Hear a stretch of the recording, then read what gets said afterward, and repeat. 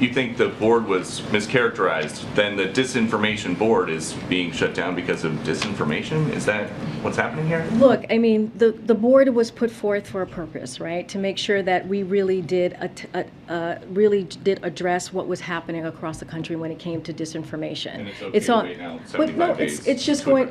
It's going to pause. There's been a mischaracterizations from outside forces, and so now what we're going to do is we're going to pause it, and we're going to do an assessment.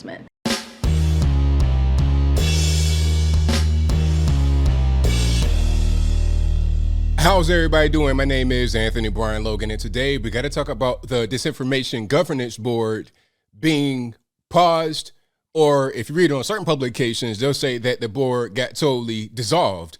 I'm not really sure which one to believe. All that I do know right now is that the board, which was also part of the Department of Homeland Security, is no longer in effect. Maybe they'll bring it back one day. Maybe they'll try to fix it. But as of right now today, the board is no longer in effect. Now, I've covered this board on the channel, and I've referred to it as the Ministry of Truth from 1984, as most people have. As a matter of fact, if you search Ministry of Truth, you'll see the Disinformation Governance Board pop right up. You'll see the former chair of it, Nina Jankowicz, talk about her in a minute. You'll see all that stuff if you research the term from 1984, which makes sense for everything that come up because that's basically what it was. Now, if you read a lot of the publications, Washington Post, Huffington Post, etc., they'll say, oh, well, it wasn't about the stuff in 1984. It was about trying to empower free speech, and it was trying to empower people online. Now, let's talk about that. They say their purpose was to root out misinformation, disinformation, just wrong thoughts online. They try to bring everything back to center. And they also said that they don't have any power, meaning the actual board, the Department of Homeland Security, they don't have any power. Do you believe that? Seriously, because remember the whole Hunter Biden thing?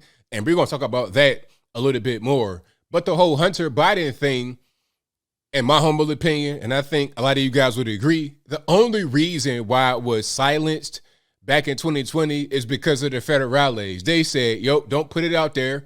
We got our guy, Joe Biden. He's running. He is a guy that we're going to have defeat Donald Trump. Do not put that story out there. But it comes from the New York Post, one of the oldest papers in the nation. I don't care where it came from. It could have came from the big man upstairs himself. He could have come down from the sky and dropped the story off right in front of me. I don't care. Don't put it out there because it's going to damage us. Now, imagine if there was a Ministry of Truth type board to be on the scene and handle all of that. Okay, that's what the whole Disinformation Governance Board looks like to me. And the Ministry of Truth, that's what that was.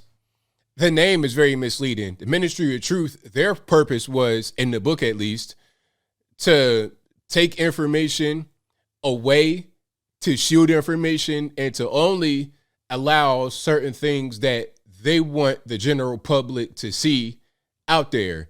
So if it was anything negative, if it made the government look bad, if it made the country look bad, if it made certain people look bad, they would just censor it, they hide it, they remove it. They only want you to see certain things that they want you to see. The truth or being true or false is not even a requirement. It's about what is more favorable, what will help us out the most as a country. And that's up to the opinion of whoever's on the Ministry of Truth, the same way it would have been up to those who were on the Disinformation Governance Board, right? Now, I speak about the person that used to head it up, Nina Jankowicz. She went ahead and resigned. So, again, if you read certain publications, they'll say that the board is quote unquote paused. Some say the board dissolved, but it looks like she's saying that it's not going to come back. And the funniest part was what you saw at the very beginning of the video, which was a new press secretary talking about, oh, well, there were some external factors. Well, yeah, the external factors were Jack Posobiec, okay, who was a former member of the deep state, who is now a journalist, one of the best out there. Shout out to Jack Posobiec. But Jack put out information about Nina Jankowicz that she really couldn't get beyond. She was the head of the Disinformation Board, but yet she put out disinformation herself. There were two main things that she put out there that aren't true. The first one was the Hunter Biden laptop situation, talking about, oh, that's a tool of the Trump campaign. A tool of the Trump campaign? Maybe it is, but it doesn't make it wrong. It doesn't make it inaccurate. Trump and the Trump campaign and other people might be able to use that story to their advantage, but it doesn't make it false. It was a true story. It's not just a thing that the quote unquote right wing uses that's misinformation. See, that right there should not be put in disinformation governance. That it shouldn't be put in that sphere at all, because it's a legitimate story. It's a proven story that's been proven true time and time again. Okay, there's pictures, video, emails, all of that belong to Hunter Biden, of him smoking crack, of him doing some things he shouldn't be doing, possibly with some underage girls. I'm not really sure about that, allegedly. All that I do know is that it's him on that laptop smoking crack. It's him on that laptop exchanging emails with foreign actors. It's him getting paid 80 grand a month max by Burisma Holdings, a Ukrainian energy company. It's him talking about save 10 for the big guy. It's him on their laptop doing all that stuff. So how is that disinformation? How is that just a tool of the right? How is that something that should not be seen by the general public? Again, this goes back to the whole thing about the Ministry of Truth. They would not let you see that. Disinformation Governance Board, they probably don't want you to see that.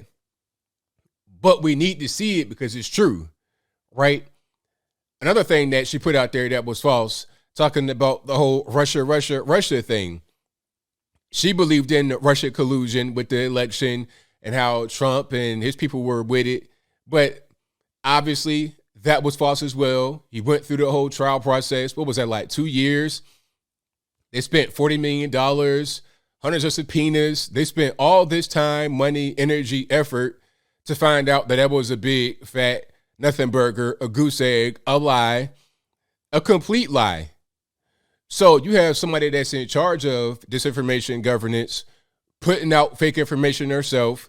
And we all saw the whole Mary Poppins kerfuffle. Disinformation's origins are slightly less atrocious. We saw that and the things that she was singing about in that parody song that were false.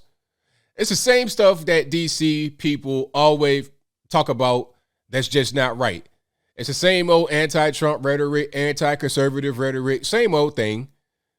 So if somebody like that is in charge of Disinformation Governance Board, how is that organization, how is that department gonna be something that helps American citizens? All that I see is another way for Americans to be censored, for Americans to be silenced. So yeah, the board should be dissolved. The board should break apart. Why would it stay? What's the purpose in the board staying around? To further censor us? We know that we already censor on social media, especially when it comes to political topics. And that's not just because the people on social media want to censor us. That's part of it. Absolutely, that's part of it. But a big part of it is the federales sticking their nose in it, because some of the things that we get censored on are obviously true. Obviously true. The Hunter Biden thing, obviously true. New York Post had it. This was not some kind of tabloid thing. It wasn't just like a person like me just made it up out of nowhere. You had hardcore physical evidence, and people like Giuliani would go on TV. They try to laugh at him. He has the physical evidence in his hands, and he's showing it to people. He's showing it to some of the most respected papers in the world and acting like it's not even the real thing. It's because politics comes into it, okay? Beyond just personal politics, you got the federales sticking their nose in it. You got the federales trying to shape the image of society that they want us to believe, rather than just letting us have information free and open so we can really see what's going on with society, so we can really see what's happening in our own backyards, right? So shout out to Jack Posobiec. Shout out to everybody who put the word out that the Disinformation Governance Board was full of it. It was straight bogus. And the former leader, Nina Jankowicz, I don't know what she's going to do now. Try to resume her career on TikTok doing Mary Poppins show tunes. Maybe you should do that rather than trying to be somebody who is in charge of disseminating information.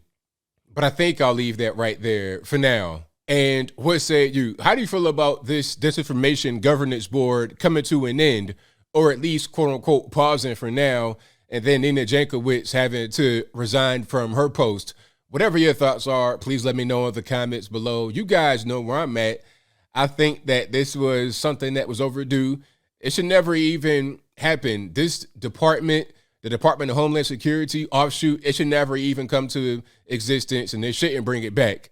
They said they paused it, which means they could bring it back, but don't bring it back. There shouldn't be anything like this. And as a matter of fact, there should be a better effort to combat censorship online. I know they probably won't do it because a lot of the censorship, it affects people on the right. It affects conservatives. I saw a person on Twitter and one of the Project Veritas tapes confirm it, that people on the right are being censored, not so much the left at all. So we understand what the problem is. My only hope is that they could fix it, but don't go the opposite direction, which would be more censorship. We need less, maybe even zero, but definitely not more of it. But whatever your thoughts are, please let me know in the comments below. And that's all I got to say for this video. If you like what you heard, please comment, rate, share, and subscribe.